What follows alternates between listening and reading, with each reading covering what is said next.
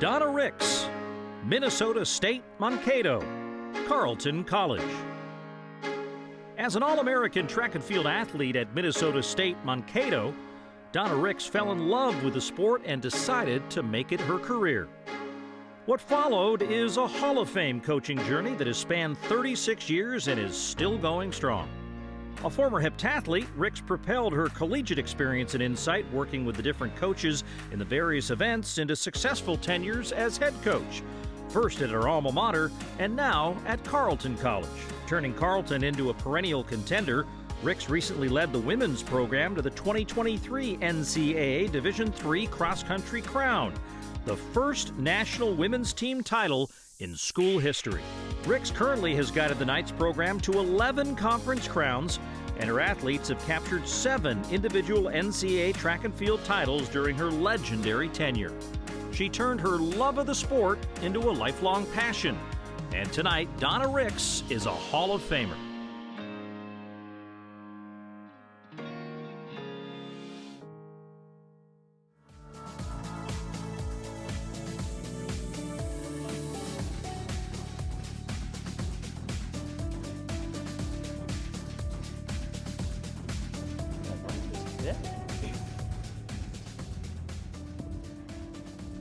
Well, Hall of Famer, how's that sound? Pretty amazing. We had a chance to visit, and I want to first hear a warm applause because this is the 20th female coach to be inducted into the College Hall of Fame.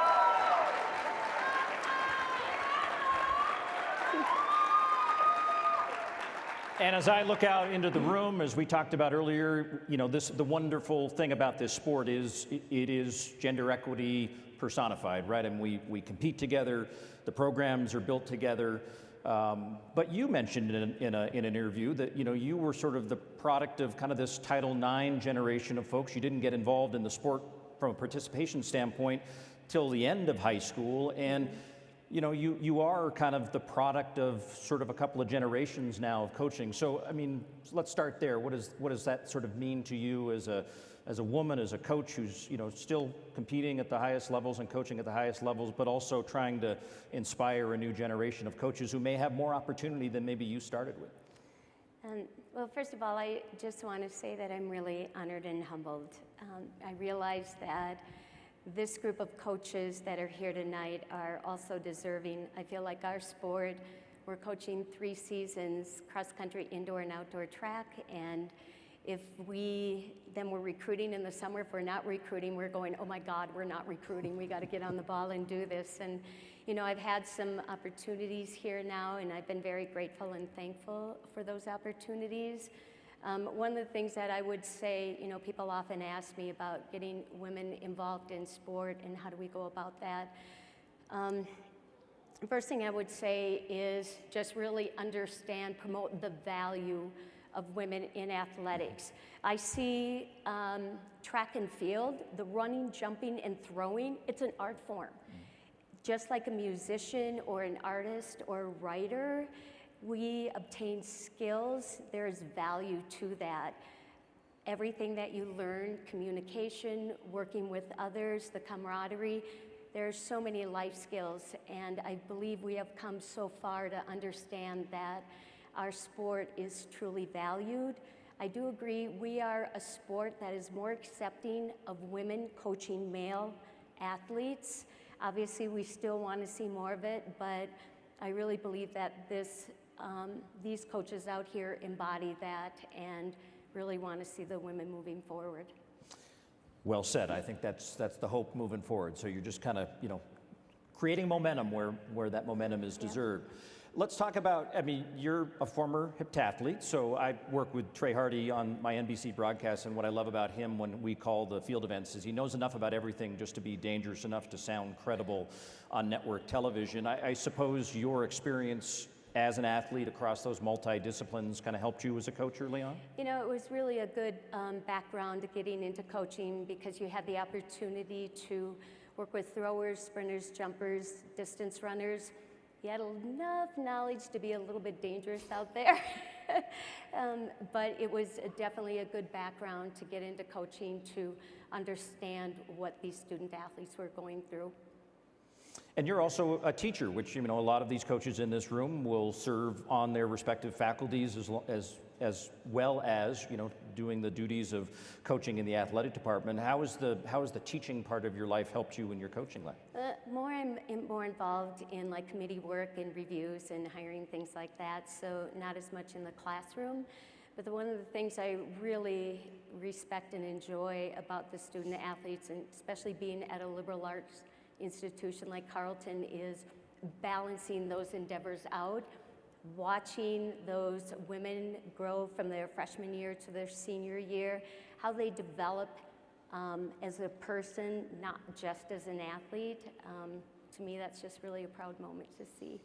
And I don't know if you hired a scriptwriter for this season, but you were, you know, announced as a member of the Hall of Fame. You've heard from, it sounds like, so many of your former student athletes, and then your program goes out and wins a national title. Who is your writer, and how can we get them hired for? I think part of my screenwriter was my assistant coach, Laura Alberis. She has been with me through thick and thin. We've been together for 10 years now, and we've walked this journey together.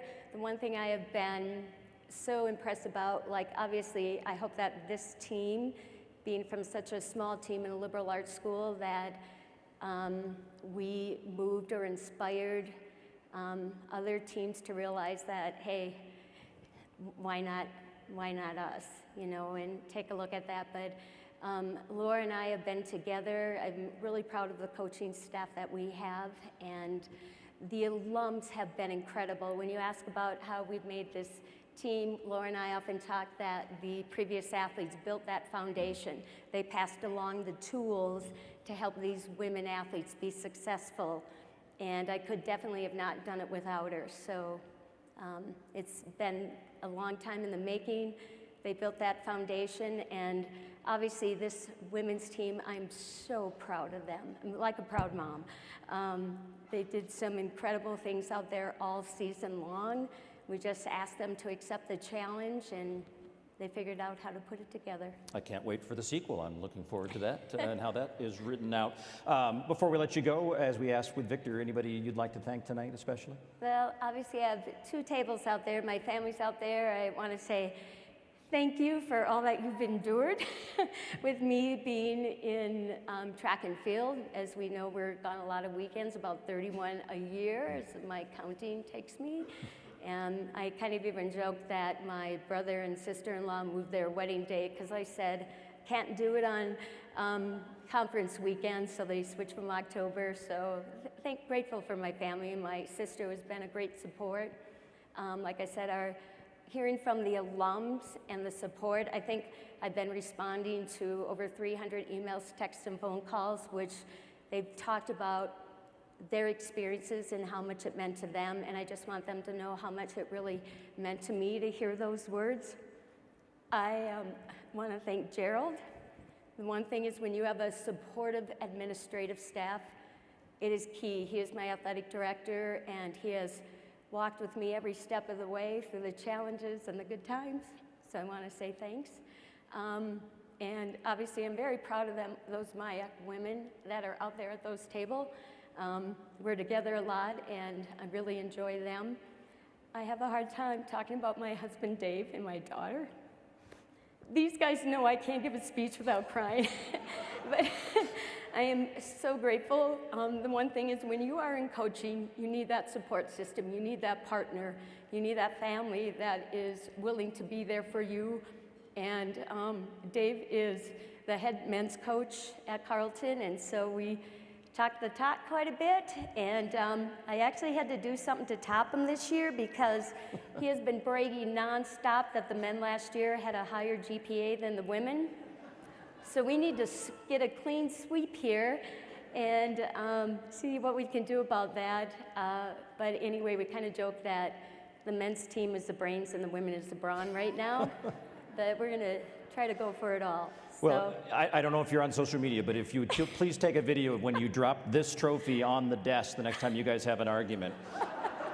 That'll be the mic drop moment in the family. Ladies and gentlemen, Donna Ricks. Thank you. Thanks. Oh my goodness, they're awesome. I tell you, this group of coaches are amazing. So are you. Thank you. So are you.